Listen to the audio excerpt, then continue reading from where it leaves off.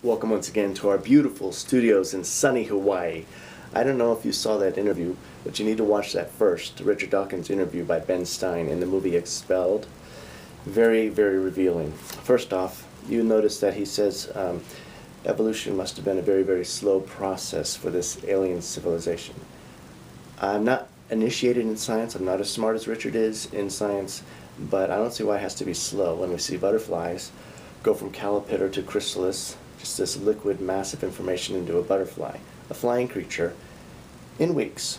Yeah, and frogs do the same thing as tadpoles to frogs. So, I don't see why it has to be a slow process. And notice, too, he says there is a signature of a designer, and how far he reaches to make sure that that designer doesn't have a designer, that it had to be evolution, which we can't prove. So it seems to me that this is a little bit of a stretch to say that yes, there's a signature to a designer, but there's no actual designer called God. Let's just avoid that. It seems more of an emotional thing than a scientific thing. So this advanced civilization is interesting, this idea of seeding this planet. Well, if this advanced civilization seeded this planet, why didn't they give us communication on the fact that we have all these diseases? And if they're advanced, why the diseases?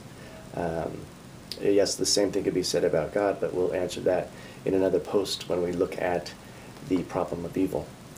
So with his idea of this little green man advanced civilization, it seems like a very far stretch, Richard, to assume that these aliens didn't come from anywhere either, and that they were inept in seeding the planet with some more specified information that we would need as mankind, as the wreck that you're so easily pointing out and blaming, quote-unquote, theists of believing God for the wreck and the suffering in the world, the evil in the world. You don't seem to have that critical of a attitude towards your little green man. Seems a little inconsistent. Love your comments. I'm sure there'll be some of them that I'd love to respond to, aka sump@aol.com. Reasoning with Reno. Have a great day.